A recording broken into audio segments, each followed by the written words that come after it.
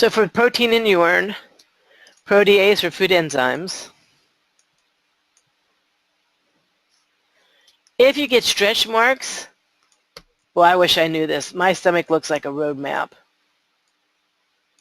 But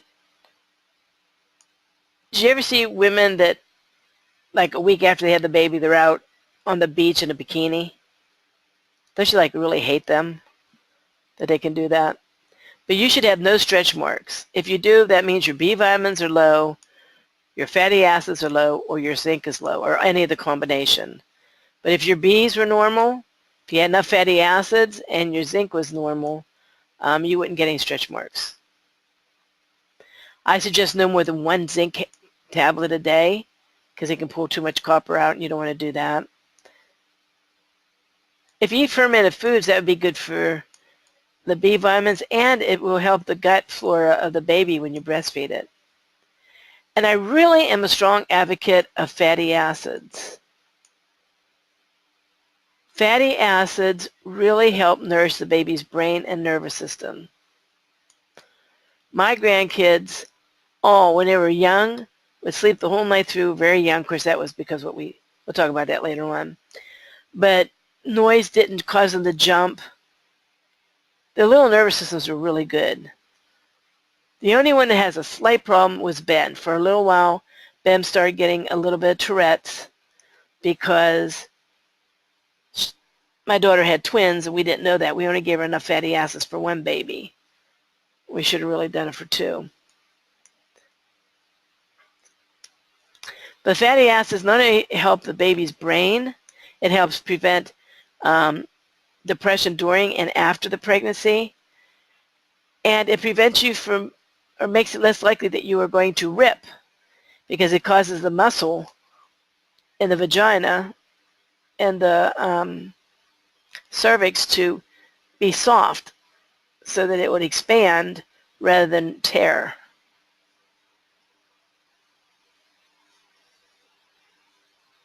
How much fatty acid should the mother take during a pregnancy? I would probably do about 1,000 milligrams for her and 500 per baby for the baby, at least. I would not go over 3,000 milligrams though, because that's too hard on her liver. What I really like to tell some women to do, and it helps with the stretch marks too, is to take coconut oil and rub coconut oil on your body. So take your fatty acids for your nervous system, and the baby can get his or hers by the coconut oil on the tummy and arms and legs and whatever part you want to put it on. Remember, drinking and drugs can cause fetal poisoning. And not only drugs and drinking, but smoking cigarettes. There is a lot of chemicals in cigarettes. Because doctors are now telling women, oh, you can drink moderately when you're pregnant. Why would you put any kind of toxin in your body when you're pregnant? I don't believe in that at all. I know that maybe 1 or 2 drinks will not cause fetal poisoning, but it still can't be good for the baby. My second husband was a victim of fetal poisoning. His mother was so drunk when she delivered him, she didn't even know she had the baby. He was born with his legs underdeveloped. So when my husband was a full-grown man, from fingertip to fingertip was 5'10". So that's how tall you should be. He was less than 5 foot. There was a good maybe 11 inches to a foot less of his legs than there should have been. And his feet were, the toes didn't even develop from the fetal poisoning. Now I know that was an extreme, but something that can do that, I wouldn't put any of it in my body if I was pregnant. So if the doctor tells you go ahead and have a drink once in a while, I would probably abstain. And if anybody wants to voice their opinion against me, you can. I have no problem with that. Caffeine. I do not believe taking caffeine while you're pregnant. I didn't know this with my son. And I had morning sickness really bad, and the doctor told me, drink some Coke. It'll settle your stomach. Mm. And I did. And it did settle my stomach. Shortly after, and now I'm just such a ditz. I was only 19, no, I was 20 when I was pregnant with my son. And I wish I had been smarter. Because I would drink this Coke, and my son would bounce around in there to the point that I used to tell people he was going to come out like, the alien out of that guy's stomach. Because he would bounce around like crazy in there. Well, no wonder I was hyping him up on caffeine. Mm. Caffeine, as we know, thins the myelin sheathing.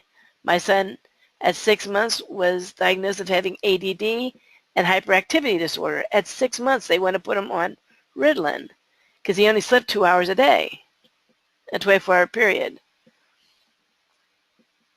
So it affects the baby's adrenals, and it can affect the baby's brain and nervous system.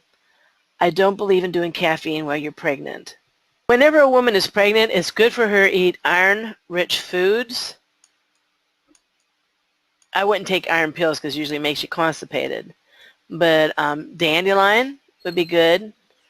Prunes, raisins, things like that are all foods that are high in iron. B12 and B vitamins in general is important. Folic acid is important in the first 6 weeks, especially. So any B vitamins, not just B12. Calcium, I suggest taking a good calcium and a good prenatal vitamin. I'm 100% for that. Don't go quadruple or something like that, the prenatal. You want to take just what's on the bottle. But I believe in taking a prenatal. Fatty acids, strong component of that. I do not suggest taking vitamin A and D because it can cause birth defects. You can take, however, beta carotene, and you can get some sun.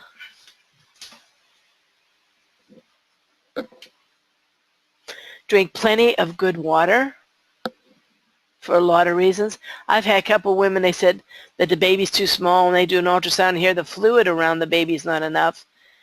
And part of it can be because the mother's not drinking enough. A really good diet, lots of raw vegetables, fruits, with all the enzymes it has, good proteins, whole grains. Another thing is the emotions that you're feeling while you're pregnant are realized through chemicals, the neurotransmitters that are released. If you are angry, that baby feels that anger. If you are sad, the baby feels that sadness. However, if you're laughing and happy and feeling loved and stuff like that, the baby feels that too. The baby feels everything you feel.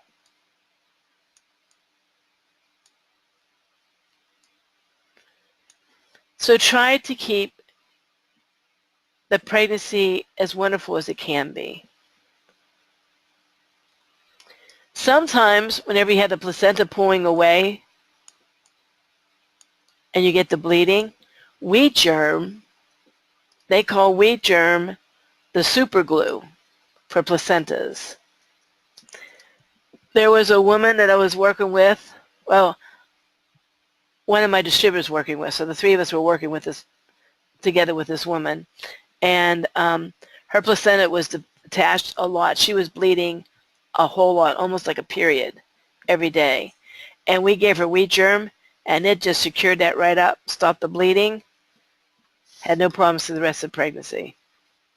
Yeah. Okay, there's a couple questions here. Okay? Mary, you say no vitamin A and D. What's your thoughts on extra vitamin D on top of prenatal vitamin?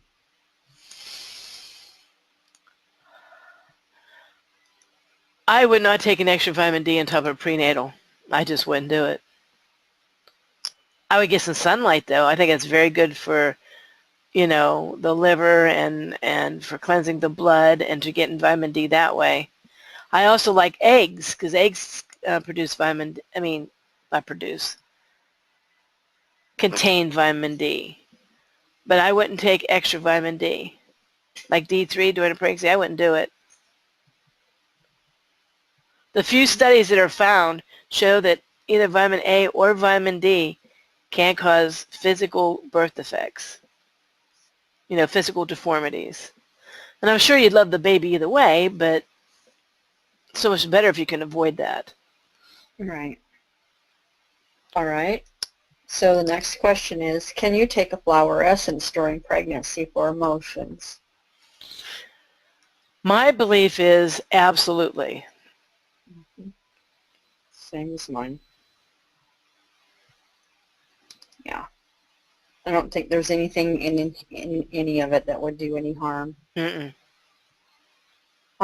And how much wheat germ? This woman did, I think, well, I can't remember, it's a couple tablespoons. She said it came granular and she'd put it on her cereal.